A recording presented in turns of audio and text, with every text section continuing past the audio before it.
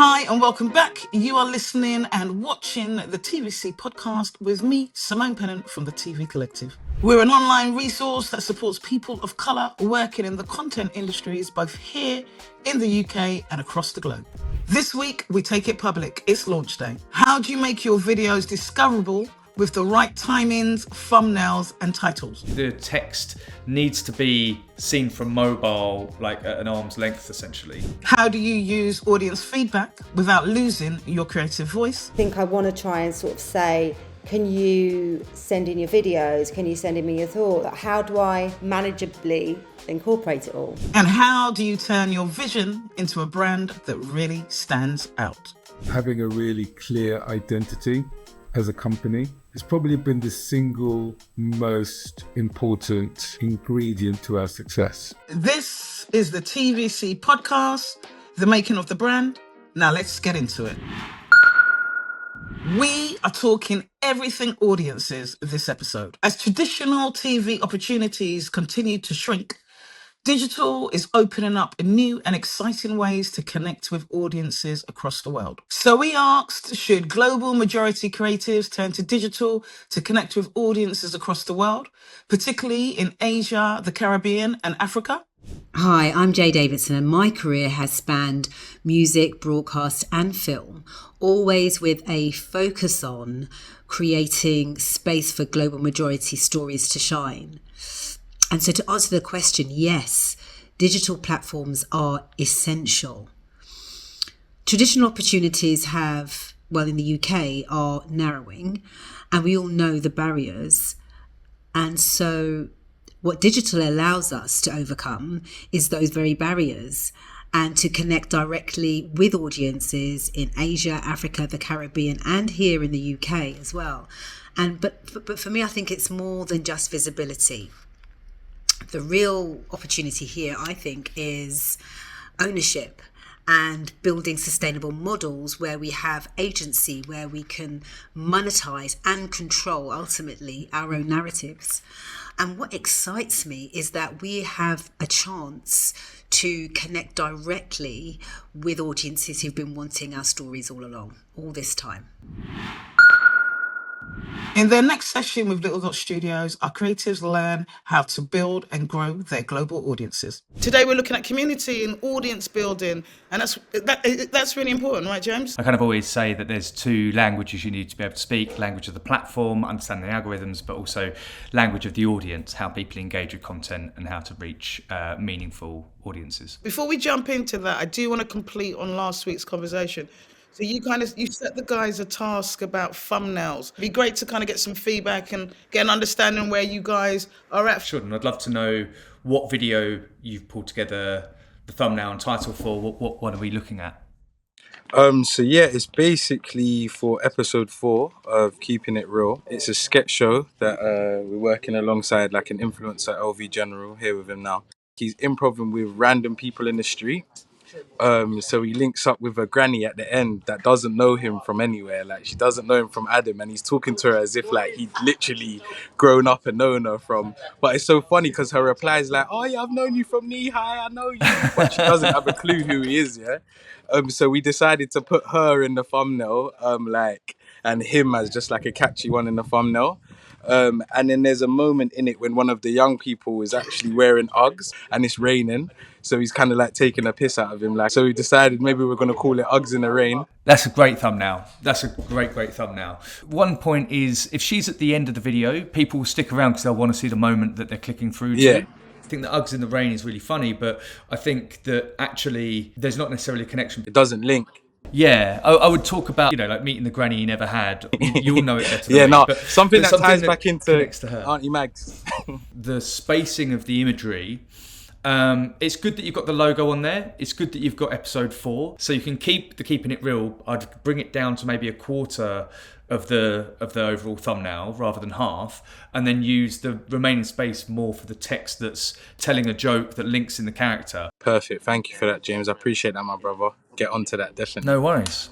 And then Farah. Right, so my one-liner is, we are Flavour is a global community where everyone is invited to the table. Together, we'll share food stories, recipes, tips and more. Yeah, look, I think the thumbnail's great. You're front and centre. What I would say, the text needs to be seen from mobile, like at an arm's length, essentially. So I would make sure the colouring has a consistency, and that if the background image that you're laying the text over has multiple colours and shades, then give the text a border, and that way it will stand out clearer. Great, thank you. For mine, essentially this episode is someone who used to go to a Christian cult. They were part of the choir, and it was basically used as a means of controlling people. So I really wanted to keep that word control in there, and worship. Those were kind of like the two words that I thought were very important.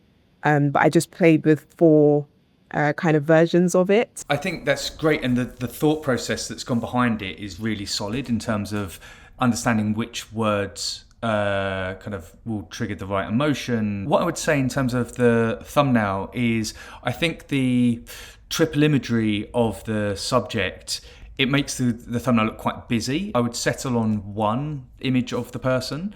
Also, I would wonder about the colour grading. I think the image looks a little bit washed out. In terms of the title and the wording, you've got white on dark, so it's really good in terms of, like, it stands out, it's very clear. But having worship in a different font is harder to read, like, as someone that's scrolling. And remember, you're trying to get a broad audience beyond your existing fan base, but those that might see it in the suggested video tab and all of that by chance. So you want it to be as clear as possible. So I think having a uniform text on that. In terms of which one is the best, Worship as a Tool of Controlling Christian Cults, I think, is a great title. It perfectly describes what's happening in the video, and it will do well for SEO. And then The Cult Weaponized My Worship is more emotive, and I think would work better on the thumbnail. Thank you, because I was actually trying to decide which one was which, so that's really helpful. I think that this is really important. Are you finding the feedback important? I definitely am, in terms of just thinking about titles and thumbnails. I really want to jump into today's conversation, which is about audience. James, I come from a traditional TV background, and I know Farah comes from a similar background to me. Is there a difference between TV audiences, like traditional TV audiences, and the audiences that you get online? And so the average age of a traditional TV audience is continually getting older. There are obviously exceptions. Some appointment to view shows will have younger skewing, I believe, Eurovision, for example. But TV is continually skewing older, and younger generations are much more eager to either dual screen, so they'll be, whilst they're watching TV, will also have a phone or an iPad or something open. But in terms of social video consumption, it's a much younger demographic. In terms of how most younger people consume video, it's overwhelmingly through social, YouTube, TikTok, etc. So I think that's the kind of key differentiator between the two. TV is obviously of a TV broadcast quality, whereas social has a plethora of different standards. People are happy to watch TV content clips up and everything, but also they understand that, like, especially on TikTok, it can be much more UGC of nature, so lower quality, production quality. in terms of how content creators interact with their audiences, is it good enough just when you're online just to have 20,000, audience, or is there a kind of nuance in terms of how they interact, and does that actually make a difference? I know people are always worried and talk about audiences. Just talk us through that. It massively depends on creator and audience and niche and all of those types of things.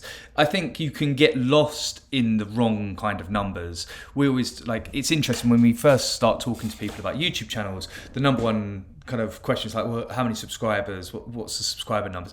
And I always think subscribers are irrelevant. It's a vanity metric. But realistically, you've got channels with loads of subscribers but with very low engagement or low views. I think what's meaningful is what's your viewing, what's your watch time? Like, are you getting in front of people? Are they still engaging with it? And are they sticking around?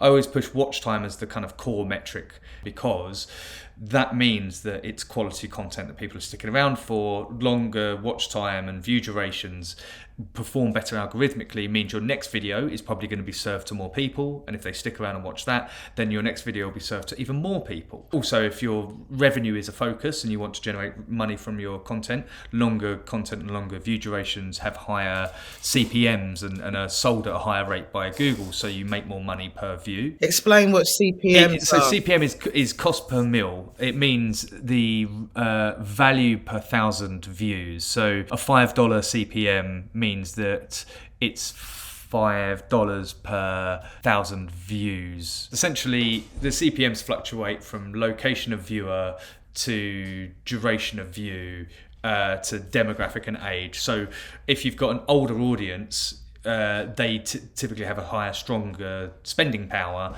So therefore, YouTube advertises at a higher rate. So as well as younger viewers or in locations with lower kind of buying power, they will have lower CPMs. It's not about kind of hitting arbitrary numbers. It's about building a meaningfully engaged community. And when you upload the video, are people coming back? Are they commenting? What are some of the ways that can be done? The joke even amongst content creators is don't forget to like and subscribe. You know, like that kind of call to action of like, welcome to the channel, hit that like button, hit that bell. It's a bit cliched, but talking to the audience and letting them understanding that engagement helps you and helps them see your content, I think is key. Very different from TV, isn't it? You watch TV and you kind of don't have that same kind of interaction.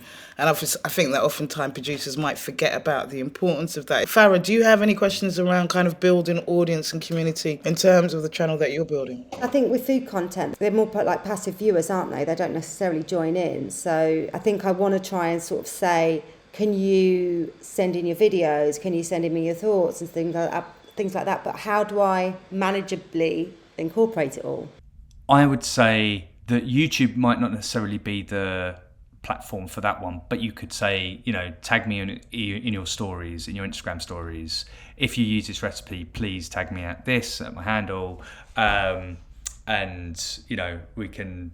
I'd love to share the best ones and things like that, because that way it's manageable in terms of you'll see who's tagging you and you can kind of react to those things accordingly. So what's the best ways to kind of build your audiences and your viewers faster, do you think? You have to just do and then learn from the data. So when we take on a project like a historical YouTube channel, it's not just about setting what is the strategy going forward, but we will audit the historical content and go, was this packaged in the best way? Does this title and thumbnail really make sense? Before we let you go, James, what is this week's task? What should the guys be thinking about around audience and community? Look at a channel in a similar genre that is engaging with the audience in a fun and creative way. What are they doing well and why do you think it's a good example? Wonderful. James, as always, you've been fabulous. Oh, my pleasure. Thank you for having me. With so many programmes being made right now, it can be really hard to cut through the noise. But our community is doing just that by telling bold and original stories. Here's Andy Mundy Castle to tell us what he's been making. Hello everybody, my name's Andy Mundy Castle. I'm the founder of a company called Doc Heart. We make lots of great content with full of heart. Starting from a documentary standpoint, and one which should be your weekly watch for the TVC podcast is our next film, Shoot the People, featuring Misan Harriman and his life and times profiled in a wonderful global journey of activism, purpose and impact. It's going to be at the Genesis Cinema as part of the Buff Film Festival, the 22nd of October as part of the London Breeze Film Festival at the Riverside Studios.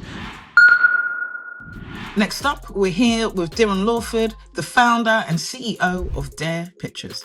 This is the company behind multi-platform hits, streaming successes, and viral digital series. Darren has had a fascinating journey, pioneering multi-platform content on BBC Three to recently producing The Mystery of the Crypto Queen for Channel 4. And your company was recently named Emerging Indie of the Year, is that right? Yeah, we had literally just past our 3-year birthday when we got the award. We were very surprised. Given how challenging the time is for a lot of production companies and producers, what do you think has kind of helped with your success? Having a really clear identity as a company has probably been the single most important ingredient to our success. So when we launched, we were really clear about what our values are. So DARE stands for diversity, allyship, representation, and empowerment.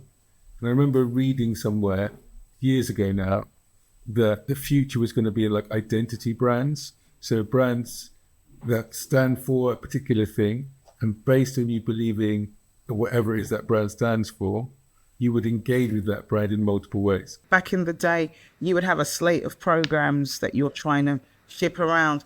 Is it a lot more effort and energy needed to kind of create your brand and your identity of your company before kind of, so that your slate may be smaller, but your identity and your footprint about who you are is a little bit louder? We try to create noise, and once we create noise, we try to convert that noise and attention into some sort of commercial value. We're in an attention age, right? We don't even really know what the second half of this decade is looking like. What we do know is that the fight for attention is really tough. Clarity of proposition just makes conversations easier and quicker. What are some of the biggest mistakes the creators make when kind of starting out and trying to build community and audiences? Not being specific enough and not sticking to that niche. Where is my lane? And if only 1% of the people in the world are interested in this, then I'm still in the right lane. Then you can build over time and you can feed an audience consistently over time. And over time, you can then get growth and scale. And I think this is where your sort of development / marketing, like brain from TV will come in handy. I think a lot of people are really nervous in the TV space that it's like digital as a whole kind of Wild West, but you can see how those skills that you would have honed working in kind of legacy media are still service you really well working in the digital space, right? There are very few people that grew up watching no television. And very often, at least in some cases, people are doing stuff online precisely because they weren't given the opportunities by TV or couldn't see how that could be accessible to them. Like there are a disproportionate amount of incredible black and brown creators because they weren't being given the opportunities, right? And we've had many examples in the last 10 plus years of black and brown creators breaking through from online. Lots of people, even a few of our content creators have kind of moved over from TV, but finding it a real struggle. Unlike TV, you're not given a pot of money to go off and make this program, right? You've got to go and find most of the money for yourself, and it's a lot more guerrilla. How do you navigate successfully, particularly around raising enough funds on that digital space and on YouTube? If you're going into it assuming that you're going to make money in the same way as TV, then of course you're going to be disappointed, right? And by the same way, I mean, you don't necessarily get the money up front. You might get the money at the other side. In many ways, the channel is the platform to make other sorts of money. It's a platform by which you can start to make money about whatever it is that you're creating. A universe, a community. Once that community is bought into whatever it is that you want to do, they will follow you anywhere and everywhere. It's really about taking one thing and seeing how you can kind of maximize that one thing to the nth degree, right? Yeah, even if you're not able to do all of the things, if you can see how you could create an editorial universe around it that could be commercially viable, then that's probably a good sign that you've got something of scale. You're kind of keen to be working with emerging directors across the diaspora, Africa, Asia, the Caribbean. How important is kind of storytelling from these regions? And do you think that these regions open up potential for UK content creators? Yeah, definitely. If you can get the intersection between the Asian and African diaspora right, you win. Because you're actually the global majority. I would argue that has the potential to be the new mainstream. Digital allows you to reach those audiences in a way that you wouldn't have been able to before, right? They are a very, very big, engaged audience who have been underserved for quite a long time. And so they will pay to see themselves represented in the right way. Just lastly, before we round up, give me 3 tips that you would offer to people who've been around for a minute and just feeling a little bit nervous or anxious about what this kind of brand new day will bring and how they can navigate it. If you're a freelancer at the moment and you're like, I'm needing to do temp work just so I can pay the bills, but I still haven't found my next TV gig. If that's the situation that you're in, then you have absolutely nothing to lose by still doing that temp job and skilling yourself up in this digital space and experimenting and playing before you get out there. We've been given very specific ways in which to tell stories and deliver stories. And the freedom of online is that none of that necessarily has to apply. Get it out, try, learn. The audience will tell you what is right or wrong about what it is that you're doing. There is something in being brave enough to embrace this kind of digital moment while we're all trying to grapple and find out what it is. One of the things that I thought about when I launched the company, that I wanted to try and have like a studio mindset. So to believe that we could create things that could be brands, that could be franchises. The big creators are out there now are being treated a little bit like studios. I think that idea of kind of finding your own audiences and then kind of utilising that is really powerful. So thank you so much for joining us. Thank you for having me. This week's top tips comes from Naomi Sesay, the founder of Matamp City. She's also the former head of diversity and inclusion at Channel 4. Hi, it's Naomi here, founder and developer of Matamp City, and I want to give you compelling reasons why content creators should be considering Africa as a major market in the media world. Number one, massive and fast-growing audiences. You see, Africa has the youngest population in the world. In fact, the median age is only 19, and it's expected to account for 25% of the global population by 2050. Now, this creates a huge untapped audience hungry for fresh, relevant, and relatable content. Number two, explosive digital growth. Afrinet has now come on board and it's rising rapidly. And mobile first usage is absolutely slaying. It's dominating everything. So Africa is leapfrogging traditional media infrastructure. Streaming platforms like podcasts and YouTube and social media are all booming, giving creators direct access to millions without needing distribution channels. And you know I love that. Number three, cultural influence and storytelling power. Now, African music and film and fashion and lifestyle trends are already shaping global culture. We know this because we know Afrobeats and Nollywood and Amapiano. And African designs are global exports. Creators who tap into this cultural goldmine not only gain authenticity, but also benefit from Africa's increasing soft power. So, Africa is young, it's connected, it's culturally influential, it's underserved, and it's profitable, making it the next frontier for global media creators. Today, we'd like to give flowers to the director of One World Media, Dr. Vivian Francis. She's been a tireless advocate for inclusive and ethical storytelling across journalism and film across the world. My name's Errol Murray. I'm from Leeds Dad's Support Group, and I've got something to say about somebody. Dr. Vivian Francis, she's the director of the One World Media, and she brings together some of the leading professionals in the TV and radio field regarding the Global South and stories from the Global South. And she's championed and funded journalists and filmmakers from around the world to produce and share underreported, factually based stories. Vivian Francis is also founder of and director of the award-winning Refugee Journalism Project, which she started about 10 years ago, and it supports forcibly displaced media staff to help them to rebuild their careers. And on top of that, she's still a senior lecturer in journalism at the University of the Arts in London. Enjoy your flowers. Here's to celebrating Dr. Vivian Francis. I know it's late, but we're out in this beautiful setting to surprise somebody.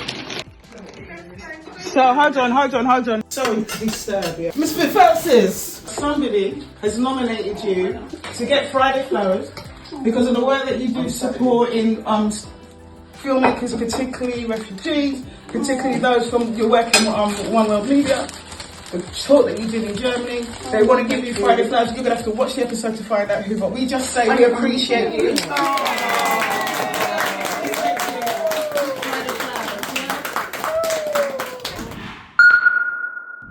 We always like to end with a little free money, opportunities and resources to keep you creative and supported with your career. This week, we're spotlighting the film and TV charities Money Matters survey. In their 2024 report, they found that the cost of living crisis, the strikes in America, and the continual downturn of the TV industry here has had an especially difficult effect on freelancers.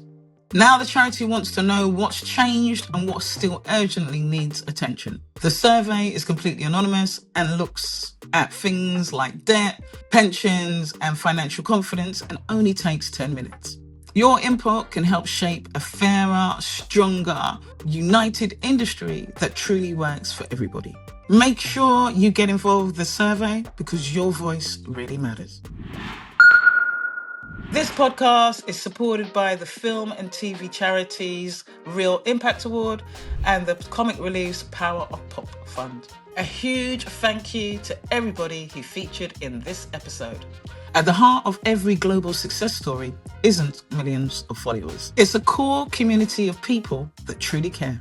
Back in the day, a gentleman called Kevin Kelly called it 1,000 true fans, but that principle still stands up, particularly today.